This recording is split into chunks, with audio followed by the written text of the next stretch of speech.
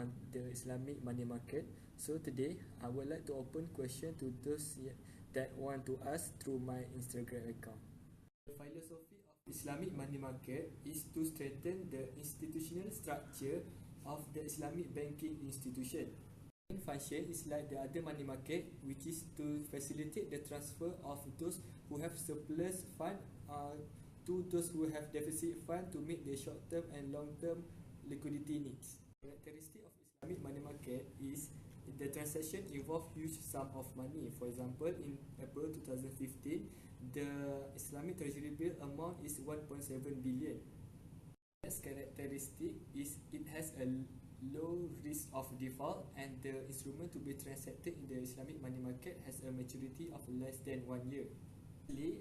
And the most important characteristic of Islamic money market is it is a Sharia compliant.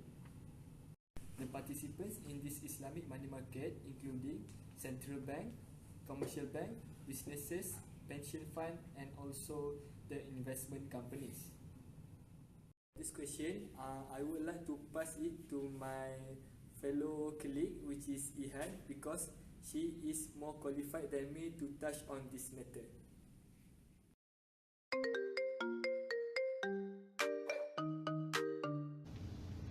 Oh, hey, thanks, Shu. I'm Ihan. I'm the one who responsible to answer the question, what is MGIC? So basically, MGIC stands for Malaysian Government Investment Certificates, and it is issued by Government of Malaysia under Government Act 1983. The purpose of MGIC is to borrow money. So the law under Government Act 1983 grants authority to the central bank, which is Bank Negara Malaysia, to collect money from an Islamic bank in the form of loan. So it means that this instrument is an Islamic interbank money market where it involves between two banks, Central Bank and Islamic Bank. MGIC was introduced under the concept of Qardul Hasan. So, what is Qardul Hasan? Wow, I received so many DMs from you guys that give the answer on what is Qardul Hasan. Most of you answer correctly, so let me brief you on the answer. The principle of loan under Qardul Hasan is the loan must be made on interest-free basis.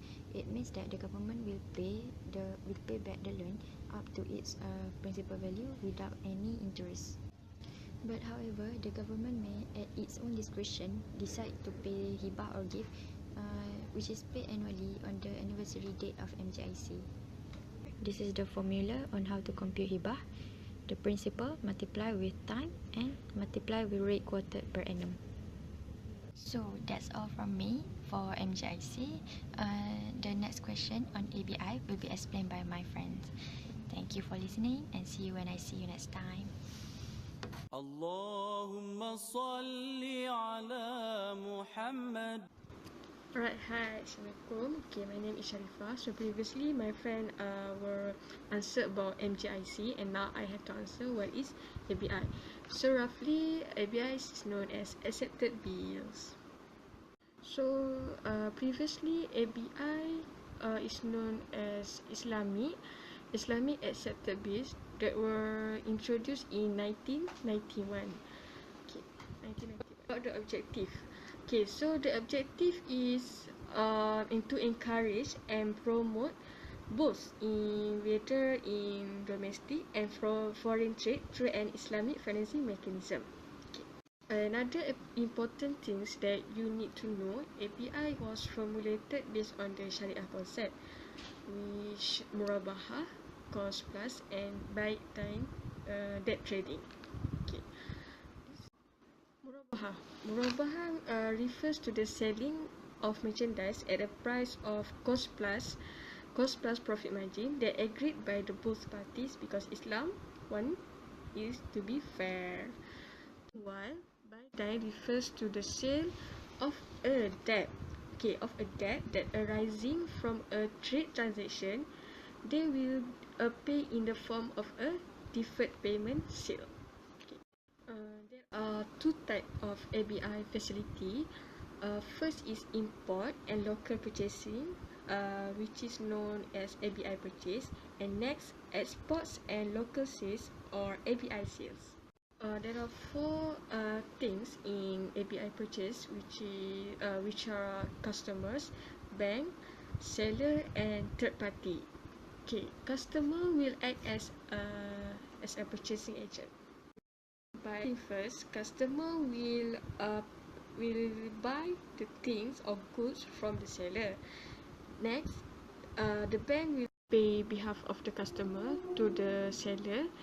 So the bank have the goods, then the bank will resell the goods at a price that include the profit margin to the customer. The customer can pay to the bank in a deferred payment in the term of 365 days. Upon the maturity of financing, the customer should pay. So that between the bank and the customer, there will be a creation of debt in term of bill of exchange to secure the debt.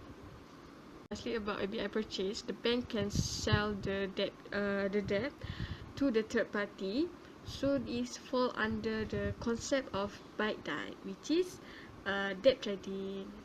Alright, contradict with this is ABI sales that falls under the concept of Sharia for buy die. This time the customer will be the seller. How? The customer will prepare the sale document that required under the sale contract or letter of credit. Subsequently, the sales document are sent to the purchaser's bank.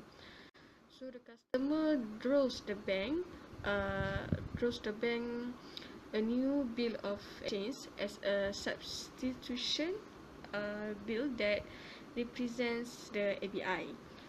So now the bank will purchase the ABI at a mutually agreed price using the concept of buy die, and the proceeds will be credited to the customer accounts. Okay, normally goods that involve tangible goods and non-listed goods, including materials, semi-finished products or finished products. That's all. For the sale or purchase of services, they should not be eligible for ABI financing. However, there are certain activities that will be included as a ABI financing. Continue for the services that are considered as ABI financing. First is purchase of computer software license. Next is company that involve in logistics such as warehousing, forwarding and shipping. Okay, lastly service, which is electricity purchase from independent power producer, and exemption will be granted for certain cases. Okay, good question. First is between the two parties that in the trade transaction are part of a single legal entity, such as between the marketing and production department. So can't. The two transacting parties are sole proprietorships or owned by the same individuals, or there is a relation between them, such as parents or anything. There's also the condition where the two transacting parties were partnership, so the bank also can't withdraw the ABI for them. That's all. For Murabahah, I prepared this formula. Start with FV equal to IV 1 plus RT divided by 36500. Okay, for Murabahah. Okay, so FV stand for face value or maturity value, IV stand for inverse value, R is annual rate of profits and the percent per annum, and T is number of days remaining to maturity. Okay, contradict with buy die, another concept of Sharia. Same formula, but different symbols. This will be minus. Okay. I think there is someone that better and good than me in explaining detail about ICP. So, watch out. Bye.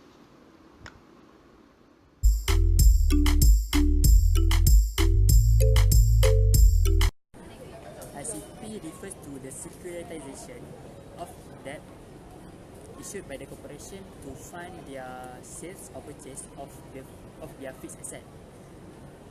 ICP use the concept of murabahah. The maturity period of ICP usually range from 1 month, 3 months, 6 months and 1 year.